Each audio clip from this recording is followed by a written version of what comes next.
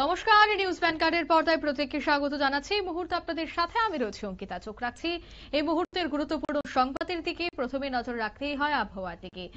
তাপমাত্রার পতন ঘটছে, তবে বেলা বাড়তেই রোদের উঁকি ঝুঁকি এবং তাপমাত্রা দুপুরের দিকে বাড়লেও রাতের দিকে কিন্তু তাপমাত্রার পতন ঘটছে। সর্বোচ্চ তাপমাত্রা আজ স্বাভাবিকের চেয়ে 0.8 ডিগ্রি সেলসিয়াস নিচে রয়েছে।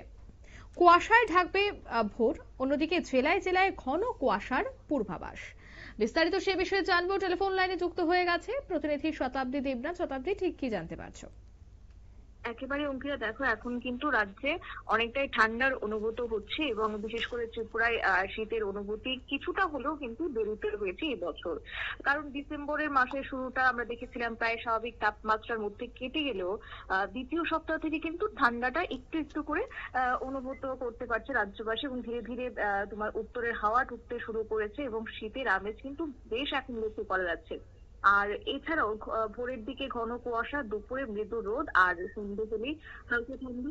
এই মেলবন্ধনে কিন্তু এখন শীতকালীন নিবহ রীতিমতো ধরা দিয়েছে রাজ্যে। আর আবহাওয়া দপ্তর কিংবা আবহাওয়া অফিসের তথ্য অনুসারে যেটা আমরা খবর পাচ্ছি যে গত কয়েকদিনের যে দিনের তাপমাত্রা সেটা স্বাভাবিকের তুলনায় সামান্য আজকে নিচে রয়েছে। রাতের তাপমাত্রা ধীরে ধীরে কমার ইঙ্গিত দিচ্ছে রাজ্যের আবহাওয়া দপ্তর এবং বিশেষ করে উত্তর পাশাপাশি দক্ষিণ জেলার ক্ষেত্রে কিন্তু বেশ কিছু জায়গায় ভোরে দৃশ্যমানতা অনেকটাই কমে যাওয়ার পূর্বাভাস দিয়েছে আবহাওয়া দপ্তর। এছাড়া তোমার এই শীত এখনো তোমার প্রকৃত শীত মানে ডিসেম্বরের শেষের দিকে নামার কথাই রয়েছে। কারণ দেখো এখন অনেকটা সময় বাকি রয়েছে সপ্তাহ থেকে, মানে তোমার ডিসেম্বরের শেষ সপ্তাহ থেকে জানুয়ারির প্রথম সপ্তাহের মধ্যে প্রকৃত শীত আসবে এবং তখনই তাপমাত্রা আরো কয়েক ডিগ্রি কমার সম্ভাবনা রয়েছে। এছাড়াও তোমার মৌসুম ভবন যেটা জানিয়েছিল যে লা নিনার একটা প্রভাব, অর্থাৎ দেশের বিশেষ করে উত্তর ভারতের ক্ষেত্রে লা নিনার প্রভাব পড়তে পারে, যেটা আগে ধারণা করা হয়েছিল। কিন্তু এখন যে রিপোর্ট প্রকাশ করা হয়েছে তাতে তোমার লা নিনা কার্যকর, মানে উত্তর পূর্ব ভারতে একটা প্রভাব পড়ার কথা ছিল, কিন্তু এখন সেটা থাকছে না।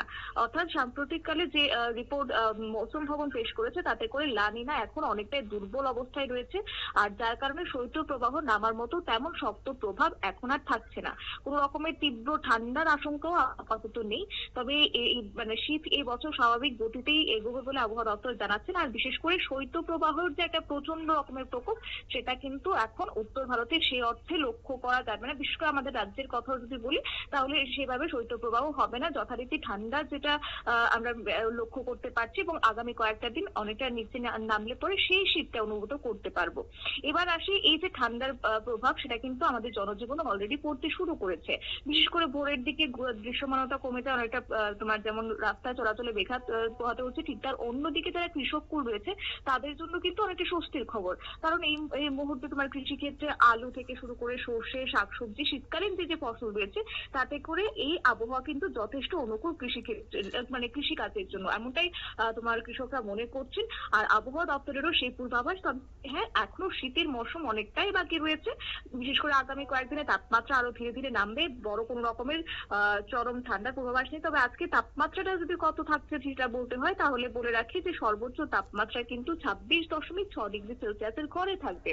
এছাড়া সর্বনিম্ন তাপমাত্রা 13.6 ডিগ্রি সেলসিয়াস থাকার কথা রয়েছে, যাও কিনা স্বাভাবিকের থেকে 0.3 ডিগ্রি সেলসিয়াস কিন্তু কমে গেছে। আর তোমার আর্দ্রতার পরিমাণ যে 100% বজায় থাকবে সর্বোচ্চ, আর সর্বনিম্ন থাকবে 46%।